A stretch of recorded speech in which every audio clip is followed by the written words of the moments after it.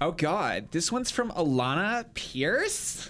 I Y'all feel playing like it was pretty good. Pokemon Go? Thoughts? I wrote my own name, but with question marks next to Alana and Pierce, which I so- feel like is Alana Pierce? Question mark? I'm Ron Burgundy. So the episode is pretty much done now. If you don't want to hear anyone talk about Pokemon Go, if you just wanted that episode, you can leave. That's fine. Yeah, we're done. Thank you very much for listening. We'll see you next week and talk about more about PlayStation stuff. I really want to talk about Pokemon Go. Let's talk about Pokemon Go, Monty. we can do that. This is a giant broken mess of a video game and probably the most fun I've had with anything in a very long time. Actually, I want to point out everyone's griping about it being broken. It's not finished yet. If you go into the settings, look at the version number. Okay, but that's not an excuse. No, it's. But I don't it's know. also that weird You're not- discrepancy of the App Store is 1.0. Like, Okay. there's a weird thing going on where Yeah. it may not be internally. I mean, there's something. there's a but weird thing going on where it's a global almost global. It's a Yeah. massive sensation where people are going In out into three the real territories. world to play Pokemon and Yeah. interact with each other and going out at 1:30 in the morning and making friends. Yeah. yeah. So we all know, like, obviously the game has technical issues. It crashes. It's weird. You lose signals.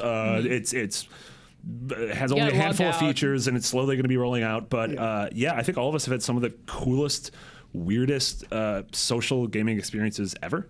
Absolutely. It's Yeah. so exciting, and I love having conversations with people that were like, yeah, I went to this park, and there was like a bunch of people like trying to catch this ponyta or whatever, so I stood there for a really long time, and it's like, that's a thing that you can say in 2016. I thought Yeah. the game was so, like, it came out on Wednesday last week? Yeah, Yeah. Wednesday in the Yeah, US. and It you was- guys got in early, like you and Goldfarb and Jose and Miranda and Callie were playing it super early, and like Friday you guys were playing it, and I'm like, this is dumb. Like, you guys are so dumb. And then I downloaded it Saturday morning, and I played for like 15 hours. It's amazing. And I was like wandering through Chinatown in San Francisco, and I stumbled down this alley, and there was this like cute hipster couple, and they're like, hey, are you playing Pokemon? I'm like, yeah.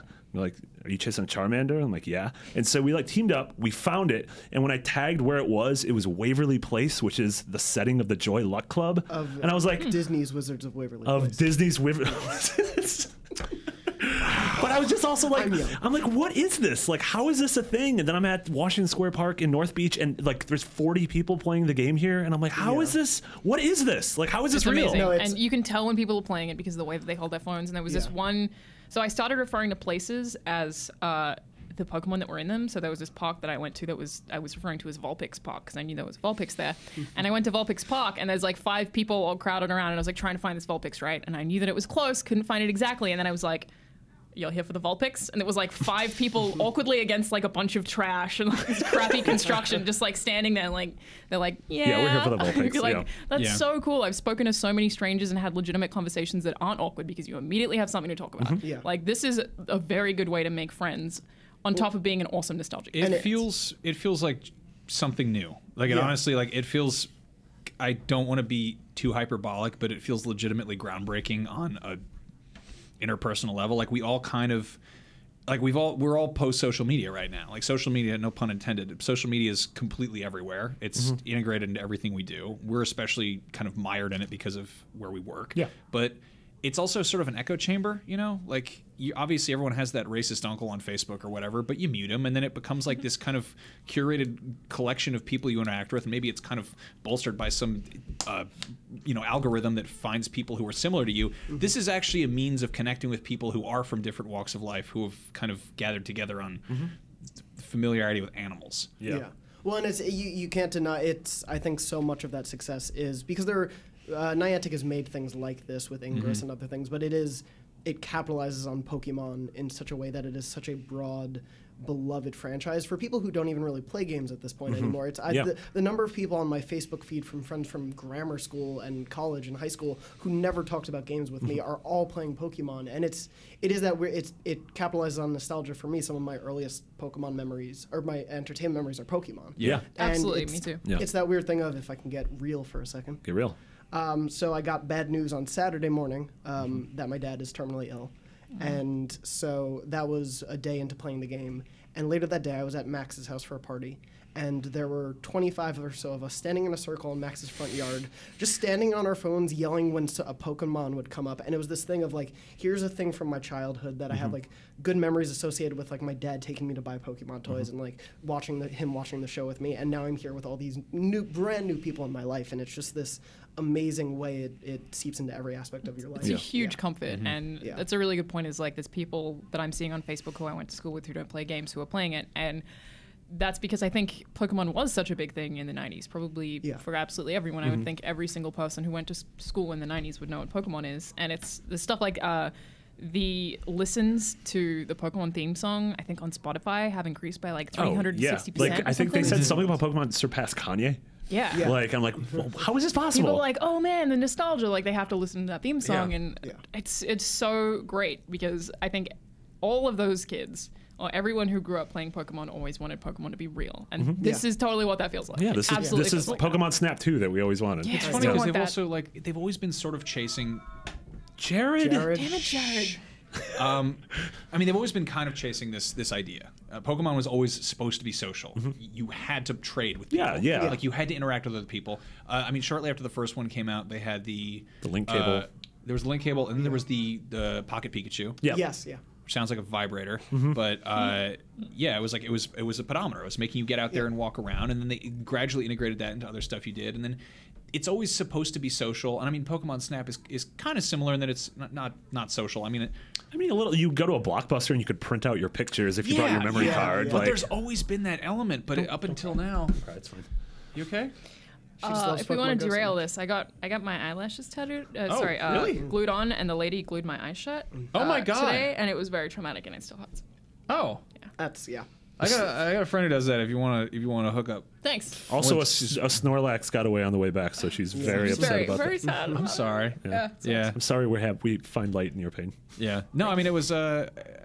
It's such a strange thing. Like, I mean, I've loved Pokemon like half my life, and it's one of those things that for a second I was kind of embarrassed about it, and then it was like very cautiously it was something I was like comfortable about talking about at parties, and then it's like I don't care. You know, I don't feel bad. Yeah, totally. one of my best friends from college, and it was not a thing I talked about in college really, but it was we happened to figure out we were both huge Pokemon fans, and every time a new game comes out, he like goes into a hole for a weekend and just plays through the entire thing, and I would take longer, but we always would talk about it, and it was like a foundational part of that friendship, but also like friendships from 12. You hate my friend? No. It's just made me think of something. No, it's awesome. It is something that brings people together.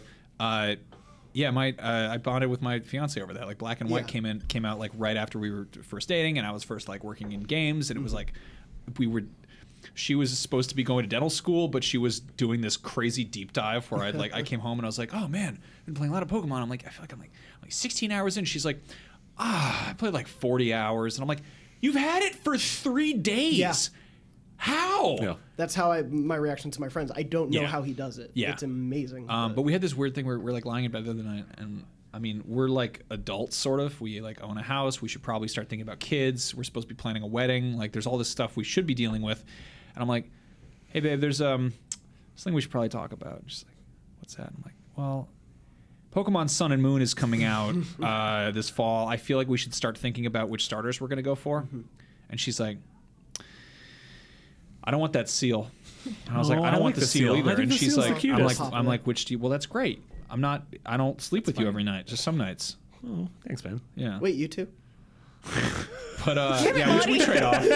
I get them on the weekends. Okay, that makes sense. But no, she's like, well, I like that little owl, but I don't really want a grass type. And I was like, look, I can live with either of them. If you want me to get that goth cat, you can have that Professor Who owl, like with the leaves for wings or whatever. But it's like, that's not a conversation adults should have. Yeah. But oh crap, it matter. is. Yeah. Here we are. Yeah. It's funny. Like, I'm not excited for Sun and Moon. I bounced as soon as there was a 150-second Pokemon.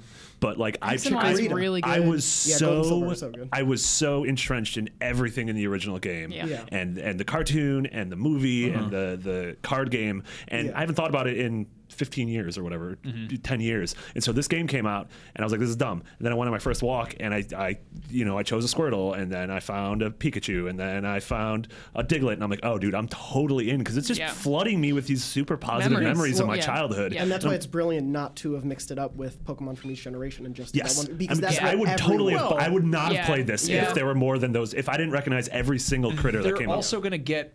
I mean, they don't need to, because they've got everyone's attention now, and they're going to push in new ones, and that's going to introduce people like us into like that weird stuff like the koala or whatever, the little man with the arms.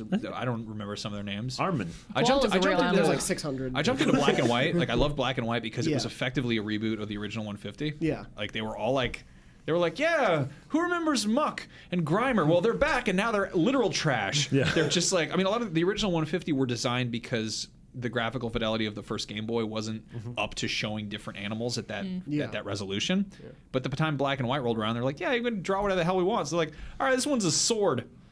This other one's a chandelier. Yeah. There's a exactly. keychain Pokemon in that generation. Yeah. It's just No, it totally works, and it marries that with. I mean, we're lucky because we live in a very populated, large city, and I understand a lot of people can't play the game because they live in a small city, and you. It's not even in small cities. It's Hey, just I some gotta go. cities. My mom's calling me. Okay. Okay. Bye, Mom. Thanks, Max. I can put it on speakerphone. Sure. Does she have we have to leave in 4 How many minutes. Pokemon has she caught? Hello? Hi. Hi. I'm on the train heading to Montgomery. Oh, good. Well, give me a call when you're out front, and I'll show you around. Okay, because I'm a slow walker, as you I know. have noticed. That's fine. I won't go anywhere. Okay. All right. I'll see you. All right. Okay, Bye bye. Do we have to put a lower third for her? That was really cute. Yeah, that was really cute.